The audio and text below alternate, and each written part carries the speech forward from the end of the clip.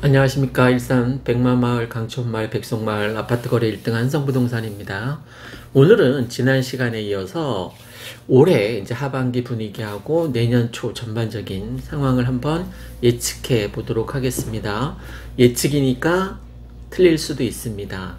다만 이제 지금 현재 상태, 이제 월세냐 매매냐 뭐 전세냐 중에서 하나를 선택해서 뭐 피치 못할 사정으로 이제 지금 월세가 많이 늘어나는 추세입니다.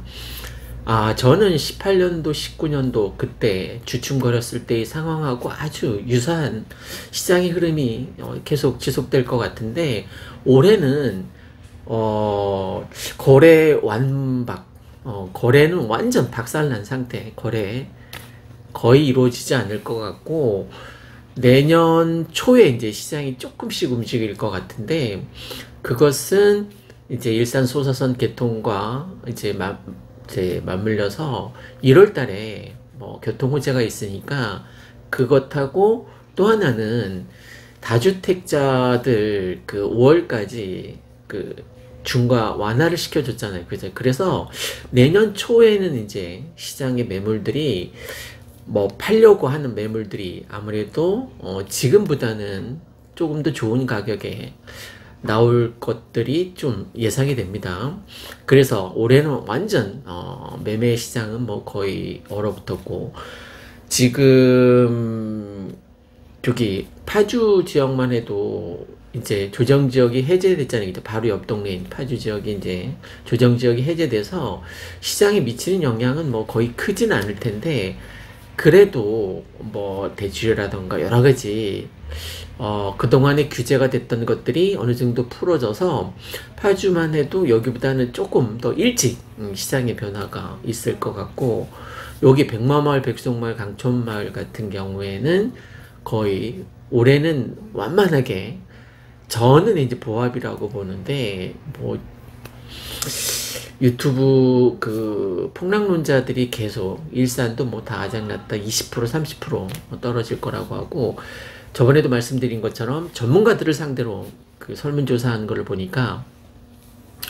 내년 하반기까지 5에서 15%가 가장 많고, 하락률 말씀드리는 겁니다. 15%가 가장 많고, 그 다음에 10%, 뭐 5% 이렇게 예측을 해놨더라고요. 내년 하반기까지. 근데 저는 뭐 15%까지 하락할 것 같지는 않고, 저는 뭐 상승론자도 그렇다고 아니지만 떨어질 것 같지는 않다는 겁니다. 그게 올해가 됐던 내년이 됐던 요 지역을 국한해서 말씀드리는 거예요. 일산 동구 중에서 백마마을, 강촌마을, 이 백송마을에 한해서 그렇다는 겁니다. 올해는 지금 계속 하락하고 있다라고 많은 사람들이 얘기하는데, 전반기에 상승한 그 분하고 이렇게 뭐 똔똔 저는 될 것 같은데, 내년에도 하락할 것 같지는 않습니다. 이 지역은. 이건 개인적인 생각입니다. 완전히. 그러니까 전 언론에서 떠드는 20% 30% 하락한다는 말을 안 믿는다는 거예요. 그러니까 사람마다 생각 차이가 있을 수 있으니까, 지금 80%가 다 꼬꾸라질 거라고 하는데 전 나머지 20%에 해당되는 거죠. 예측이니까 틀릴 수도 있습니다. 전 오히려 그 거래 지역의 이제 규제를 뭐 지금 완화해 줬잖아요. 그죠?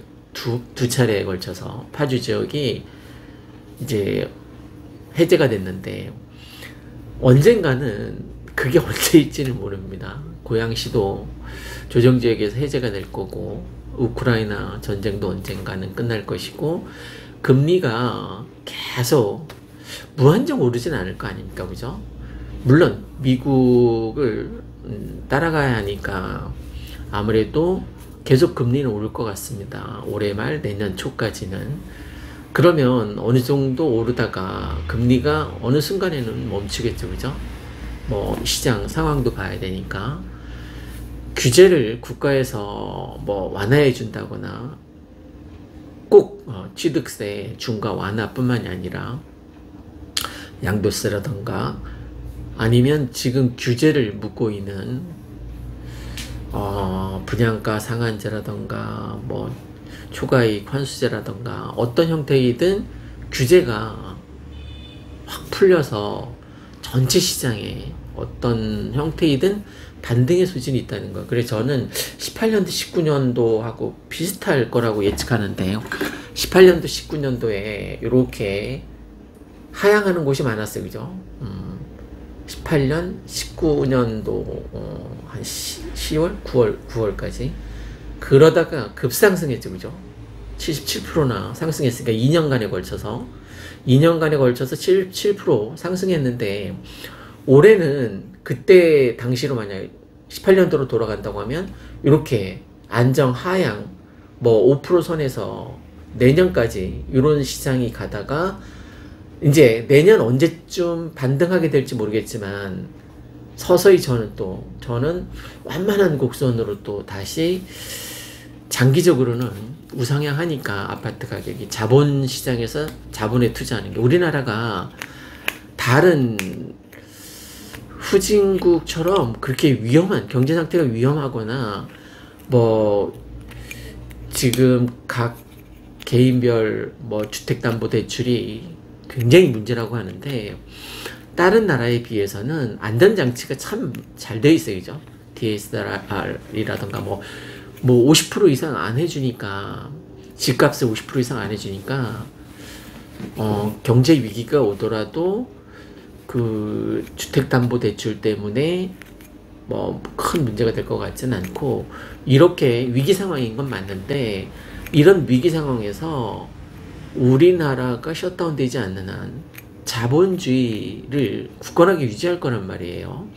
그러면 자본에 투자를 해놔야지만 그 자본이 이제 상승하게 될 때 내 자산을 지켜줄 수 있는 거죠. 자본주의 특히 아파트 같은 자산에 투자해 놓는 게 지금 그 OECD에서도 우리나라 물가 상승률이 5%가 넘어갈 거라고 IMF도 마찬가지고 5% 물가 상승률이 5% 이상 물가 상승률이 예측된다는 건 미국도 그렇고 5% 화폐 가치가 하락한다는 말하고 똑같은 거죠. 그죠?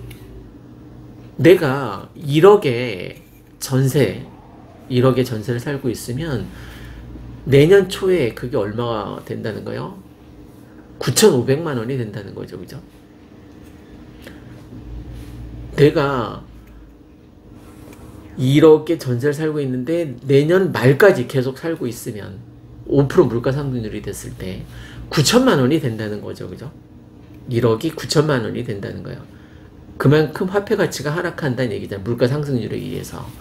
그러니까 전세 살면 안 되는 이유가 월세 살면 더더욱 완전 날리는 돈이니까 뭐 피치못할 사정으로 인해서 월세나 전세를 살고 있는 상황이긴 하지만 화폐 가치 하락으로 인해서 물가 상승률에 의해서 자동적으로 내가 투자해 놓은 그 전세금이 녹아내린다는 거예요.